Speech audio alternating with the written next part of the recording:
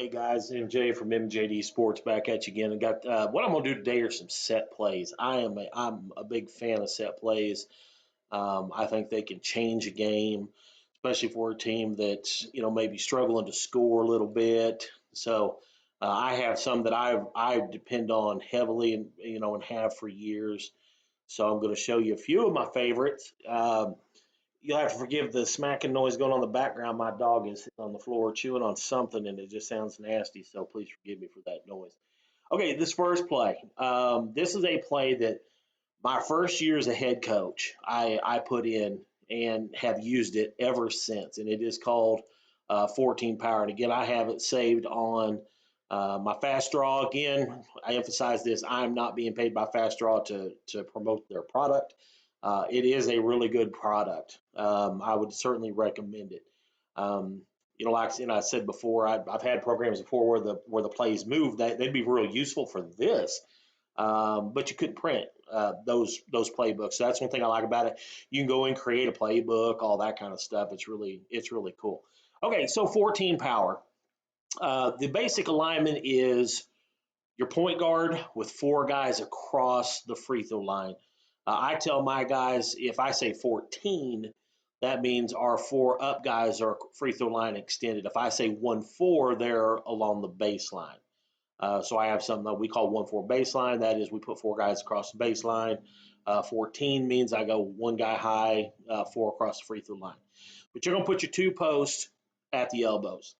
And what I like to emphasize with these, what I like to do is if I have a player that I know can score, and in this case, let's just say it's four, I'm going to put him here and have five be the guy that pops up. Now, five needs to be a guy that can get open on his own and can also pass the ball a little bit. You don't want to put some guy there that's slow, some guy that's small and can't pass, or I guess you could put a small guy there if he could pass. But what happens is one's going to dribble towards three's wing. Three's just simply going to run through. Two's going to bring his man high. That's all he's doing there. Four is going to drop down in the lane, and he is going to set a screen for three. Now, I always tell my guys this. I don't care if it's a good screen, bad screen, doesn't matter. Because what you're going to do is let's say the defense is switching. So four's man is now going to leave and come this direction. Three's man is going to get stuck on this side. What's going to happen is my post is going to seal three's man there, and we're going to look to dump there. You see right here, we pass and we pass. If they don't switch and four's man stays behind him, well, now we've got, again, the pass and the pass, and we're just dumping straight down. If four's man likes to play high, we have, again, what we call a power post up. If you have listened to the flex offense or our Thunder offense, you know what that means. And then you've got a dump. Again, what I have found is if you've got a good post right there, this play is just literally one I've never seen a team defend it and do a good job with it. So that again, that's my first favorite set play that I like to run. Another one I like to run is what we call box. This again, it is an alley oop play. You got to have players that are smart enough to recognize, when they're going to be open or when they're not. I got this guy a little bit high. You're going to make this pass a little bit closer there, and then I've got this guy running too much of a loop, so I'm going to tighten that up right there.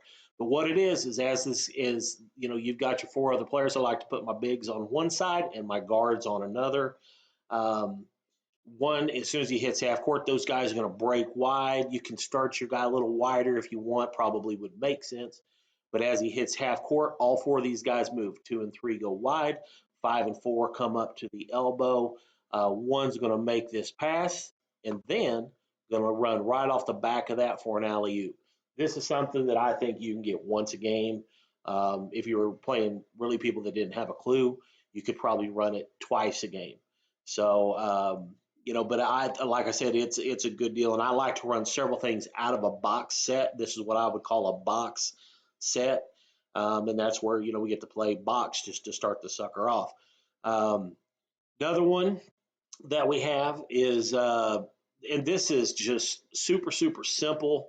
I haven't run it in a couple years just because I kind of ran it a bunch of people got to figuring it out, but we call this chest. And what it is you have a kid come down, you've got all your other guys out on the floor, and you're gonna and this kid has to be a kid that knows how to post up. He's going to make that pass, and he's simply going to kind of jog his man down in the center of the lane. And as he gets to about the free throw line, you want two flashing right off of his butt. Four is going to bring his man up the floor so he doesn't stay back and help.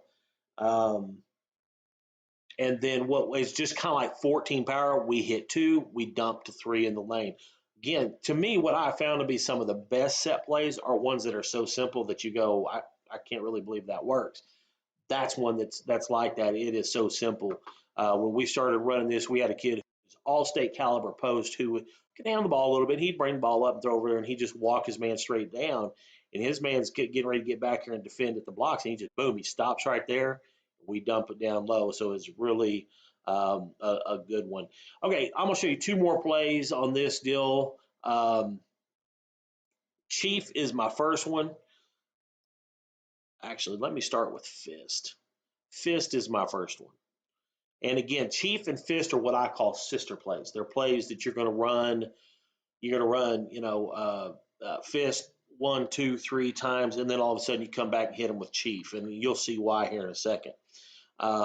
We throw the ball to the wing. Again, you got a high post, weak side, low post, and in 2 and 3, our free throw line extended. We throw the ball to the wing, and then we cut straight through to the corner between the guard and the high post. And as he gets to about right here, 4 is going to screen down, 5 is going to pop up hard, okay?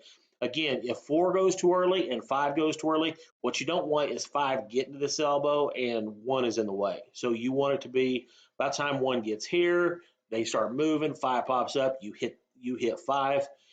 What has happened is 4 is screened down and sealed 5's defender in this case, and you just dump it. If they were to let's say they didn't switch. Let's say 5 fought around that and came up here and guard, and you had 4 in front of your post. You ultimately are kind of in a power post up position in that case. So, like I said, this is an effective play. It really is. You just got to have kids here who know how to screen and pick down. And again, I've had some good posts where they would just make a killing running this play right here. So you run that 2, 3 times. You come back and you hit them with Chief. Same kind of deal. 1 throws the ball to 3, 1's cut through the corner, 2's walking his man up, and instead of screening down and popping up, now what you do is as 1's going through, 5's going to simply back screen. 4 goes over the top for a lob. Once again, this is something you can run a time or two per game. I like to set plays up by running, like in this case, I run Fist, I run Fist, I run Fist, I run Chief. And what they see is the same alignment in both plays. You notice how everybody's lined up the same. And so we like to show them the same alignment and then come back and hit them with a little bit of a lob there. Just an easy way to get a couple of quick points there. So hope you guys enjoyed these man-to-man set plays. I will come back with some more another time. And if you like these, if you hit the like and subscribe, I would appreciate it. We will see you guys next time.